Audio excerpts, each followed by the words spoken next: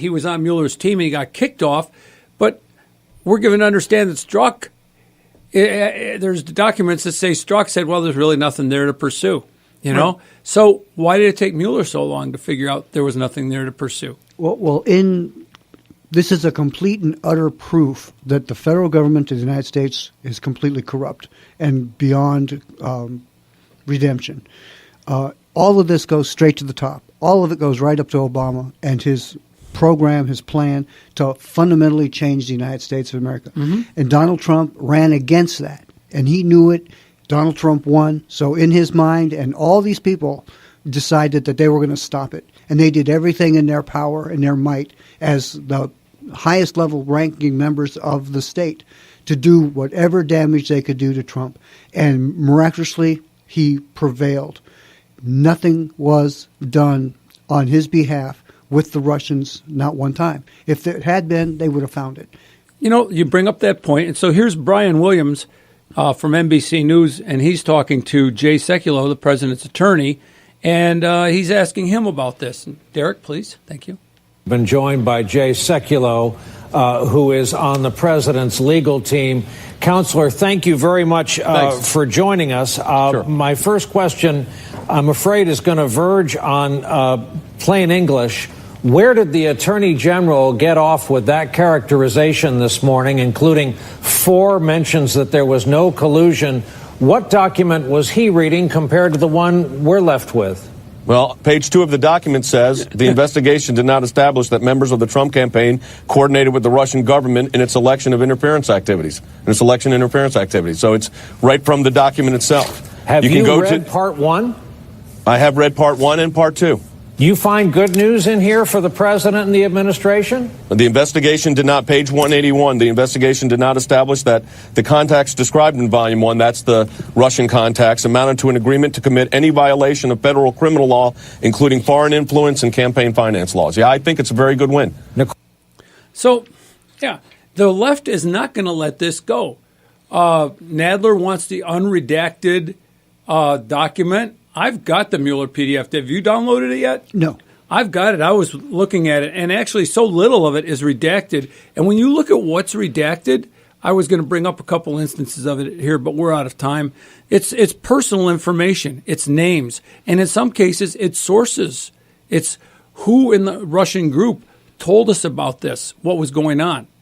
And they just refuse to see the fact that there is nothing there. Like Jay Sekulow just said, I'm looking at page 1. There's nothing there. Well, they don't care if there's anything there or not. Their agenda is to get rid of Trump. Yes, that's their agenda. Fight a holding action. Right, to make his presidency ineffective as possible, which they're not doing. He is being fantastically effective in the things he wants to do. He probably would have done 5 times better if he would have gotten the Republicans to work with him. Yeah. But they're not either, because they're part of the problem. The government of the United States of America is a bigger problem than Al-Qaeda or ISIS or any other foreign threat. Well, the media says going out and they're saying, I've heard this on a number of audio and TV clips, that the document clearly shows that the Russians were reaching out to the Trump organization, and that the Trump organization had a proclivity towards accepting that help, except that the whole document shows nobody in the Trump organization helped or took that help. They all turned it down. Was it Papadopoulos? No, Papadopoulos was set up. We know that the guy that set up Papadopoulos to meet with him, that he was supposed to meet with, that guy was an FBI informant. Yeah, the whole thing was a sting operation. So the FBI controlled that guy, exactly. So they were setting up Papadopoulos so that they could get the Steele dossier introduced in a FISA court. If it wasn't so Machiavellian, it would be funny. But this is the worst of possibilities when our own government works against itself like that. Yeah. Once again, they're saying that, all this help was there. I've read a lot of the first chapter, and it shows all these attempts of the Russians to reach out to the Trump administration. And in every case, they came back and said, no thanks. There's one guy who's one of the other, not Papadopoulos, the other guy, and his name escapes me at the moment, the other guy who was prosecuted. Flynn? Pardon me? No, not Flynn. He was with the Trump organization for a short period of time also, the committee to elect Trump. And he was, oh boy, totally lost it on air. That's really good. Let's see my notes. He was approached. Yep, totally lost it. Oh, Let's you're talking move on. about the guy that they were spying on. Yeah, exactly. Yeah. So, oh well. So, would you play the Michael Caputo page 20 or page 61 audio? Now, this is a guy. Michael Caputo is go ahead. advisor to the Trump campaign. He was one of those directly harmed by the Russia investigation, which, as we learned yesterday, turned out to be hollow at its core. And he joins us tonight. Since we've spoken to you, Michael, throughout the duration of this hoax, I can't resist asking you, now that the book has been published, what your final reaction is to it all. I can only think of one word to describe the Mueller report, and that's mischievous. I really think the Democratic pro-Clinton bias comes out in this report. If we had 13 out of the 19 prosecutors there very strongly in support of Hillary Clinton, you'd know that just by reading these pages. Yeah, I was on page 60.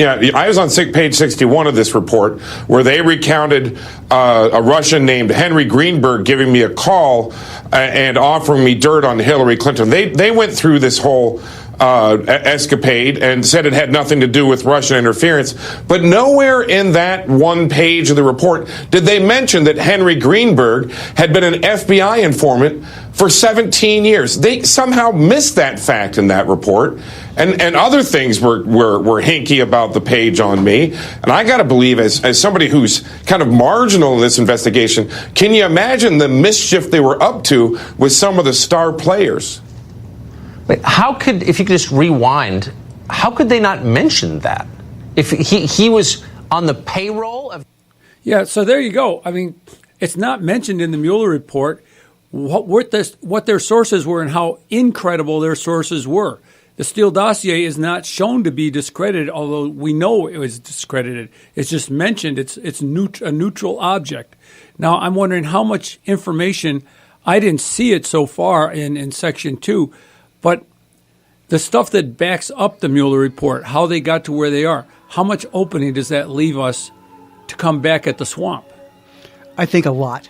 I hope that the swamp is coming down, at least a good part of it, because none of this should have happened, and it's all corruption at the highest level.